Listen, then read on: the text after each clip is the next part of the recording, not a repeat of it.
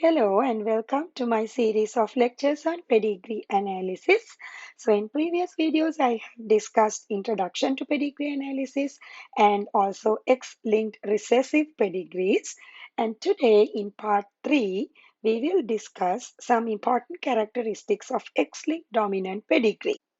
In order to understand the characteristics of a X-linked dominant trait, let's look at an example and then I'll get back to these points and we can discuss these characteristics or patterns in X-linked dominant trait one by one. But let's look at the example first. So these X-linked dominant traits are very rare compared to X-linked recessive traits. So one of the few examples is this congenital hypertrichosis, which is also called as werewolf syndrome. So this trait is associated with individuals having excessive body hair.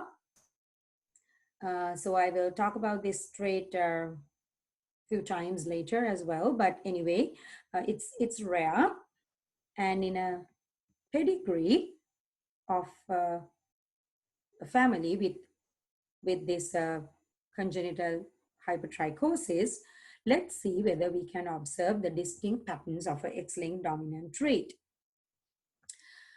So when it's a dominant trait, remember, when it's an X-linked dominant trait, remember that females who have the trait can either be homozygous or heterozygous for the X-linked dominant allele. However, usually in rare traits, only the heterozygous individuals survive. So, for example, in all the shaded females in this pedigree, you will notice that they are all heterozygotes. Okay, so I will talk about this again later, but for now, just let's remember that for rare or very harmful legal traits, only heterozygotes with the dominant allele will survive and have the trait. So that's why we see only heterozygotes surviving here. And this is a very rare trait, as I mentioned before.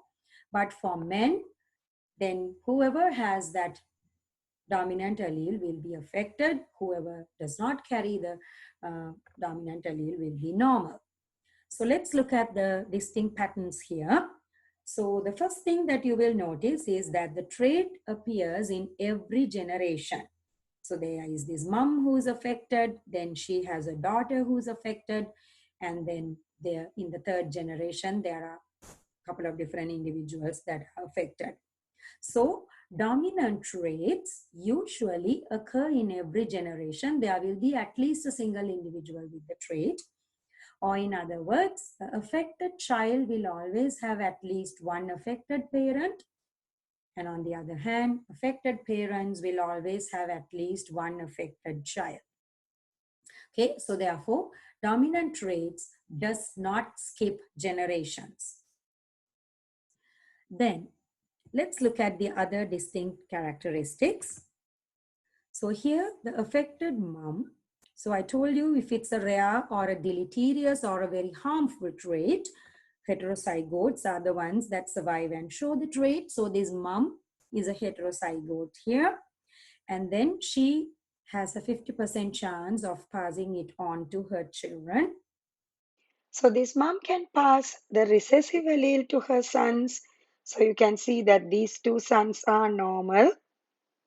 But on the other hand, she also has a son who is affected, and that son received this dominant allele for congenital hypertrichosis from the mom, the dominant allele.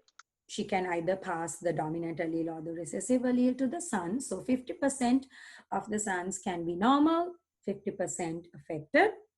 Then when it comes to daughters, again, daughters can either inherit the big H or the little h, in which case they have a chance of being normal. So that is when the mom is affected. Note there is a small error in this figure that these two are not actually siblings. This is the man who is marrying individual number 3. So there is an extra line which kind of confuses you. So ignore that line. This is the spouse of individual number 3. When the dad is affected, so a man, in order to be affected, he has to have the affected allele. So therefore, all the daughters end up being affected. So remember, this is a dominant trait. So therefore, if the dad will always pass the X chromosome to all the daughters, so they are all affected. So there is no such thing as carriers when it comes to a dominant trait, because if they have at least one copy of the dominant allele, they will have the disease, in which case they are affected. So unless they are homozygous recessive, they will all be affected. Okay, so remember the word carrier, like a lot of times students get confused with the word carriers. The word carrier can be only used for recessive traits, carriers of recessive alleles. But in this case, they are all affected when they have at least one copy of the dominant allele. But the sons inherit the X chromosome from their mom, where the mom is normal in this case. So the mom, in order to be normal, she has to be little h, x little h, x little h. So therefore, all the sons will be normal. Right, so usually when it's an X-linked dominant trait, we usually see more females affected than males. So overall, when you just glance at the pedigree, you will notice that there are more females affected, which is a general characteristic of a X-linked dominant trait. But you can't only look at the general characteristics when you are trying to deduce the mode of inheritance. You have to also look at the specific characteristics, but generally it's more prominent in females, or more often females can be affected. The reason for that is females have two X chromosomes. So one of the two having the dominant allele, there's a higher chance of one of the two chromosomes having the dominant, inheriting the dominant allele from their ancestors, their parents or grandparents.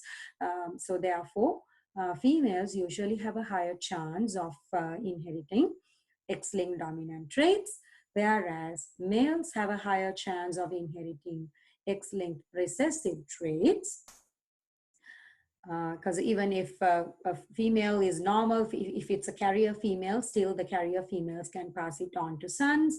So having a single X chromosome makes males usually have a higher chance of carrying the recessive allele and therefore becoming affected for X-linked recessive traits. So now we can go back and look at the distinct characteristics of X-linked dominant traits. So this is a summary of all the traits we discussed so far.